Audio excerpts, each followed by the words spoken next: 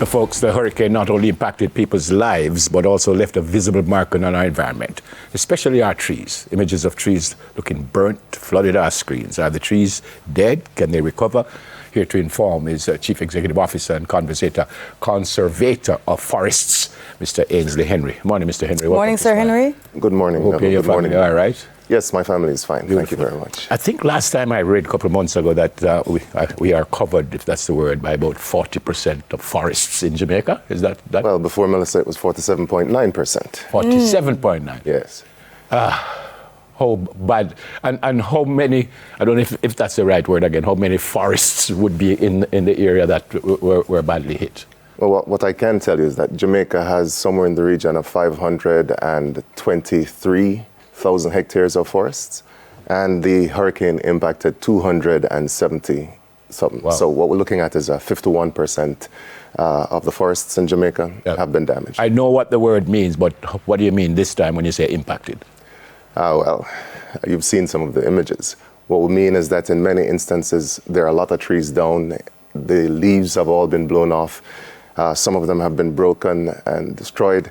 We're looking at a significant impact on the forests across the western side of the country. Yeah, the running question, even online, is the browning that we're looking at with the trees. People are thinking, oh, it looks like a wildfire happened. Are the trees dead? Will they, restore themselves, regenerate? We're going to have to cut them down and replant? Well, we're fortunate. Jamaica is resilient, and so are forests. So some of them will recover. It depends on the type of tree. Not all trees have the same ability, but those that will, we expect that within the next couple of months, you'll start to see some sprouting coming, and some of them will come back. Unfortunately, that's not the same for all. Palms, for example, if the central spike, the heart leaf, if you will, in the middle, if that is broken, the palm is dead. So if you've got palms in your yard and you see that that is broken, it doesn't make any sense waiting, you just take that out. Other trees like mahogany or cedar, those have the capacity to re-sprout and to put out additional shoots. So it's not all bad news, thankfully. The resilience is there, and one of the things that we are hoping to do over the next couple of months is to increase that resilience by transitioning from some of the introduced species like Caribbean pine, which was here significantly. You'd have seen a lot of those come down.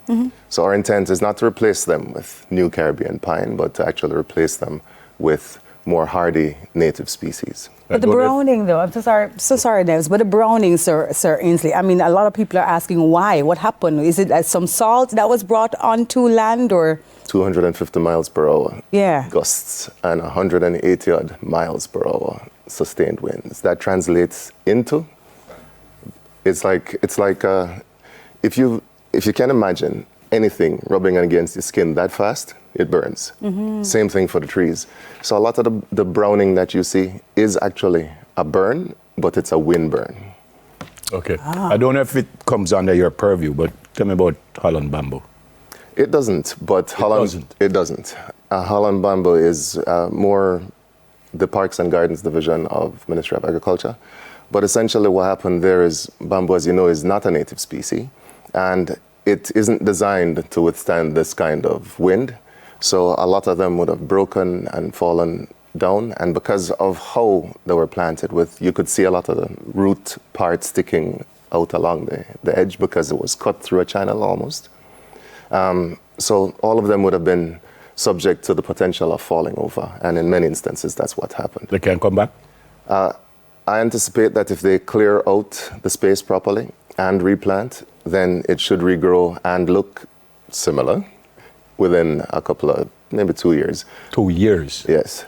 Bamboo is a grass. It grows very, very fast. So we can expect significant growth in a year once the area has been properly prepped. But it will take a couple of years before it looked anything like it did before. So what do you guys do now? You just wait and see what will come back and what won't, or you start to plant again? What's the deal now? Well, the very first step is to do a rapid assessment. So we're in the midst of doing that, trying to understand exactly what has been damaged and how much damage has been done, trying to get an indication of the mix of species that are within that space, because as I said, it depends on the species. In addition to that, we've been working with some of our multilateral partners. The Chinese government, for example, have offered to provide satellite imagery to us, which is great. So one of the things that we're looking to do is to get a proper handle on the damage. Coming out of that, we'll have reforestation and replanting plans, and in some instances, some of the things that we'll have to do is go into the forests and take out the branches that have been too severely damaged to allow the tree to expend its efforts into recovery. Yep. Strange question. What kind of trees in the forest? What kind of? Yeah, every single thing in the forest? Not every single thing, but I mean, it depends.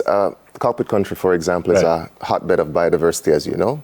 And so we've got all sorts of trees. We've got timber trees like mahogany and cedar there. We have what we call wildlife trees like wild ackee or blue bush, other trees that birds will feed on. In fact, as I should mention that one of the things we've noticed is that as a consequence of the hurricane, the palms, especially the native palms that remain, are a primary source of food for the birds.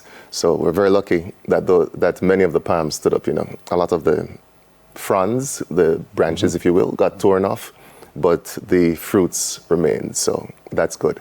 But in addition to that, we also have shorter trees and shrubs and vines and everything. So our forest is a very, very diverse ecosystem. Okay. What is the soil looking like now, though, for replanting? People may think that it's too damaged right now to start that process. Well, it's never too early to start replanting. Yeah. That is the first thing. But in terms of the soil, I don't actually have details as to what the condition is right at this moment. I do know that in some places there's been significant landslides, and because of that, there is some amelioration that's going to be necessary. We're going to have to figure out exactly what plants to plant, where to plant them, so on and so forth. All of that is being assessed by the agency now, and it's our hope that in the next 2 months or so, we should have a better idea of how and what it is that we'll be doing. Of course, at that time, we'll be looking for the support of all Jamaicans, not just in the urban spaces and not just on the east where there was little damage, but also on the west. But we know that we have to. When you say support from Jamaicans, what do you mean? In terms of going out and doing planting programs, because we're going to have to replant some of these trees, and making sure that even now as we're clearing, we don't just whole-scale cut down everything, because that's a retrograde step as well. If the tree isn't too badly damaged, we should try and save it. And for those that have fallen, though, how can we best utilize those? Well, it depends. If it's a good lumber tree and you have the ability to recover it, would say do that. If it's not, and you have the capacity to like chip it up and use it as mulch, I would say do that. If not that, for some people in some places, I'm pretty sure that there'll be some charcoal made out of some of it. As a general rule, furniture maybe. Furniture in some instances. That's what I mean. If they're good lumber trees, then I expect them to recover the lumber and use it for multiple purposes: furniture, housing, other things. And what's available right now through the Forestry Department for persons who want to start that replanting process right now? You have any trees or any, We do have trees available, yeah? We're very fortunate. The majority of our nurseries weren't badly impacted. In fact, the major damage that was done to the facilities of the Forestry Department was actually our office in Catherine Hall. We were in that space, and so we're completely flooded out. Oh, wow. Final question. You did say the bamboo might take 2 years. The forests? 5 years, maybe. 5 years. To get back to where it is now, or where it was before? To look better. Not to, you see, if it's a closed broadleaf forest, which is our primary forest kind, it will take some time before it becomes as diverse and as healthy as it once was. 5 years. 5 years is a conservative estimate, I think. And we pray that in between all of that, because we're probably going to get... Another one? Yeah. Well, hopefully we won't, but we might get some. Knock on wood and everything else. Thanks for coming. Thanks for coming, Thank you sir. very much for having me. Thank you so much. CEO and Conservator of Forests, Mr. Ainsley Henry. Up next, we look at the impact of Melissa on Jamaica's wildlife. Stay with us.